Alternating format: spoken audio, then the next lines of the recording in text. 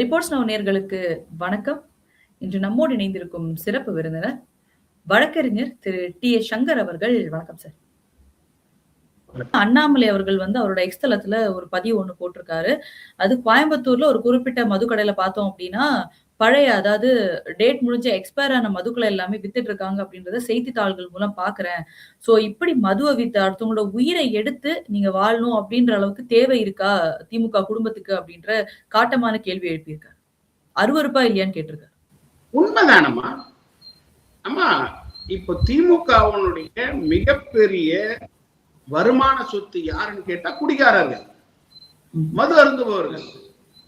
அதனுடைய மகிமை தெரிஞ்சதுனாலதான் கள்ளக்குறிச்சியில மது குடிச்சு இறந்து போனவங்களுக்கு 10 லட்சம் நிவாரணம் இந்த அரசு கொடுத்துச்சு. அம்மா, இந்த 10 லட்சம் நிவாரணம் ஏதோ ராணுவத்தினருக்கு கொடுத்ததில்லை, பணியில இருக்கும் போது மரணம் அடைஞ்ச காவல்துறைக்கு கொடுத்ததில்லை, பணியில இருக்கும் பொழுது அரசாங்க பணியாளர்களுக்கு கொடுத்ததில்லை, மணலை தடுத்த எஸ்ஐக்கு கொடுக்கல. யாருக்கு கொடுத்தார் 10 லட்சம்?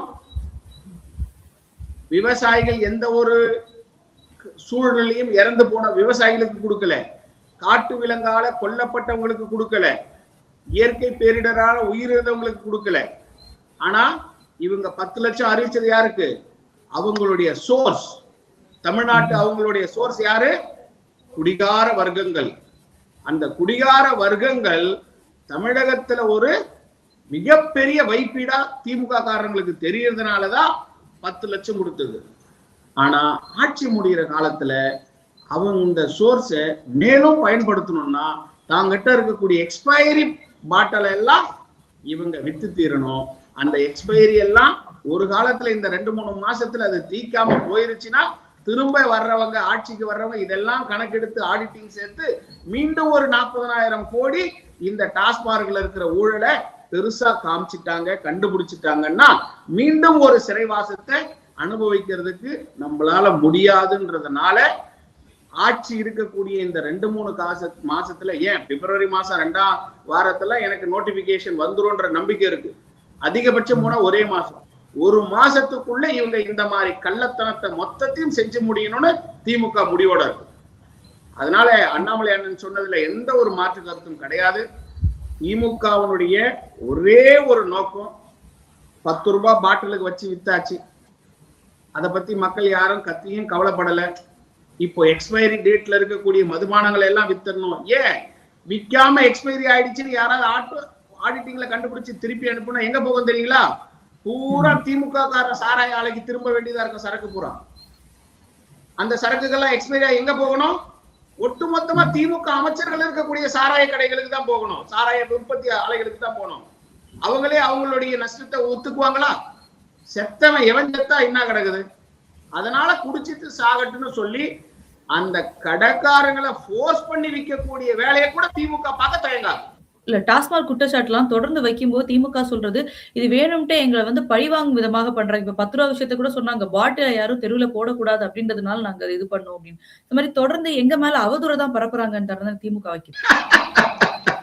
சரிம்மா, அவதூறுக்கு நீங்க என்னமா பதில் சொன்னீங்க?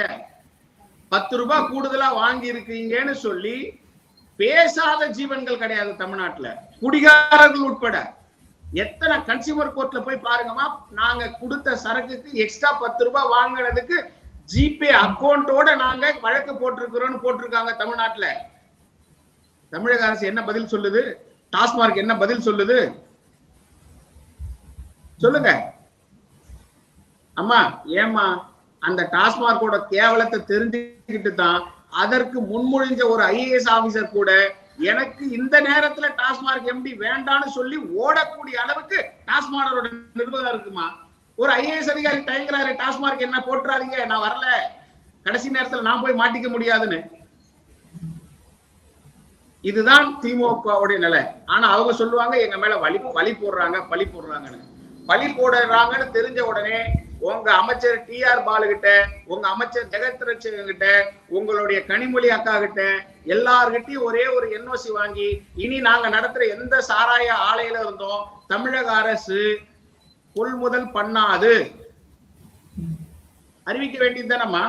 இந்த நிமிஷம் வரைக்கும் சாராயத்தை ஊத்தி ஊத்தி கொடுத்து விட்டு கடைசி நேரத்துல எங்க மேல பழி போடுறாங்கன்னு கூப்பாடு போட்டா அந்த கூப்பாடு போடுற கும்பல்ல ஒருத்தர் தான் நீங்க கேட்ட கேள்விக்கு உண்டான நபர். கூப்பாடு போடுறதுக்கு சேலரி பேசிஸ்ல ஆள் வச்சிருக்கோமா? நாங்க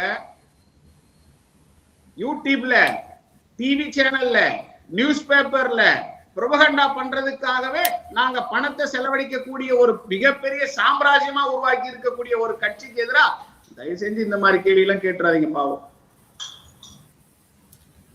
திமுகவை அவ்வளவு சாதாரணமா இட போட்டுறாதீங்கம்மா. திமுகவில் இருக்கக்கூடிய வரலாறு மட்டும் குற்ற பின்னணி உள்ள வரலாறு இல்ல. திமுகவுடைய கொள்கைகளும் இப்போ அந்த மாதிரி குற்ற பின்னணி உள்ள கொள்கைகளா போனதுனாலதான் காவல்துறையால நடவடிக்கை எடுக்க முடியல. டாஸ்மார்க் நிர்வாகத்தில் இருக்கக்கூடிய எம்டியால ஒரு நடவடிக்கை எடுக்க முடியல. ஏமா நீதித்துறையால ஒரு நடவடிக்கை எடுக்க முடியலமா? நீதித்துறையால ஒரு நடவடிக்கை எடுக்க முடியல. தமிழ்நாட்டுல எந்த துறையுமே ஆட்டி படைக்கக்கூடிய சர்வ வல்ல உழவை படைத்த திமுகவுக்கு எதிராக நீங்க கேள்வி கேட்டுறாதீங்கம்மா. நம்ம டிவி சேனல் அட்ரஸ் அவங்க கையில இருக்கும். நீங்க பாதுகாப்பா இருங்க. திமுகவுடைய முகம் உங்களுக்கு முழுசா தெரியாததுனால நீங்க இந்த மாதிரியான ஒரு தலைப்புகள் வச்சுட்டீங்க போல. ஒரு மாசத்துக்காவது தேர்தலுடைய அறிவிப்பு வர வரைக்குமாவது தயவு செஞ்சு பதுங்கி இருங்க. தேசத்துக்காகவும் தமிழ்நாட்டுக்காகவும் மக்களுக்காகவும் குரல் கொடுக்கிற யாருமே இப்போ வீதிக்கு வர முடியாது, வரக்கூடாது. எலெக்ஷன் கமிஷன் இன்சார்ஜ் எடுத்ததுக்கு அப்புறமாவது திமுகவுடைய ஆட்டம் அடங்குதான்னு நாம வேண்டணும். அது வரைக்கும் திமுகவுக்கு எதிராக தயவு செஞ்சு எந்த கருத்தும் சொல்லாதீங்க. எஜே சூர்யாவை ஜெயில போட்டுருவாங்க, போடட்டும். டாஸ்மார்க்ல கோடி கோடியா சம்பாதிக்கட்டும். அண்ணாமலை அண்ணன் உட்பட பாஜக காரங்க அத்தனை பேருடைய விமர்சனத்துக்கும் எங்களை ஆளாக்கட்டும். நாங்க திமுகவினுடைய ஒட்டுமொத்த சர்வ வல்லமைக்கு அடிபணிந்து போகிறோம். 2026 மே மாசம் நடக்கிற தேர்தல் வரைக்கும் நீங்க எல்லாரும் மட்டும் இல்ல, தமிழ்நாடே அவங்க கிட்ட சரண்டர் ஆயிடணும். இல்லைன்னா பொய்கேசு போடுவாங்க, குண்டாஸ் போடுவாங்க, சொத்தை அடிச்சு பறிப்பாங்க, குண்டர்களையே விட்டு வீட்டை உடைப்பாங்க, உங்களுக்கு காரை கொளுத்துவாங்க. எத்தனை விஷயத்த உங்களுக்கு காட்டணுமோ அத்தனை விஷயத்தையும் காட்டி உங்களை நிர்மூலமாக்குவாங்க. இதற்கு ஒட்டுமொத்த மிஷினரியும் பயன்படும். திமுக காரன் இப்படி வேலை செய்யறான்னு சொல்லி ஒரு அப்பாவி ஒரு பாரதிய ஜனதா கட்சி தொண்டனை கொண்டு போய் நேத்து செந்தில்குமார் விஷயத்துல ரிமாண்ட் பண்ண காட்டுறாங்க.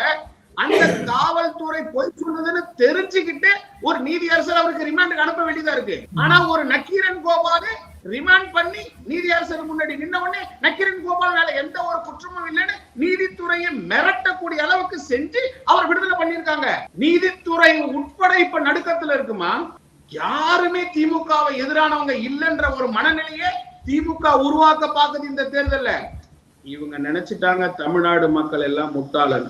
எப்படி எம்ஜி ராமச்சந்திரன் ஒரு ஜீவன் மக்களுக்காக வேலை செஞ்சு சேவை செஞ்சு திட்டமிட வந்து கடைசி மூச்சு இருக்கிற வரைக்கும் திமுகவுல நாற்காலியில உட்கார வைக்காம பாத்துக்கிட்டாரோ, அதே போல இந்த பாரதிய ஜனதா கட்சி 2026 அரியணை ஏறினதுக்கு அப்புறம், கூட்டணியோட அரியணைக்கு ஏறினதுக்கு அப்புறம் இனி அடுத்த ஒரு ஜென்மத்துல கூட திமுக தமிழகத்தினுடைய முதலமைச்சர் நாற்காலி அலங்கரிக்க முடியாதுன்னு நான் உறுதியா சொல்லிக்கிறேமா உங்க வாயில. நீங்க புரிஞ்சுக்குங்க, மக்களுடைய உணர்வு இதுன்னு தேர்தலுடைய ரிசல்ட்ல நீங்களே என்ன பேட்டி காண வருவீங்க. எங்களோட இணைந்து பல்வேறு கருத்துக்களை பயந்தமைக்கு ரொம்ப நன்றி சார். மிக்க நன்றி.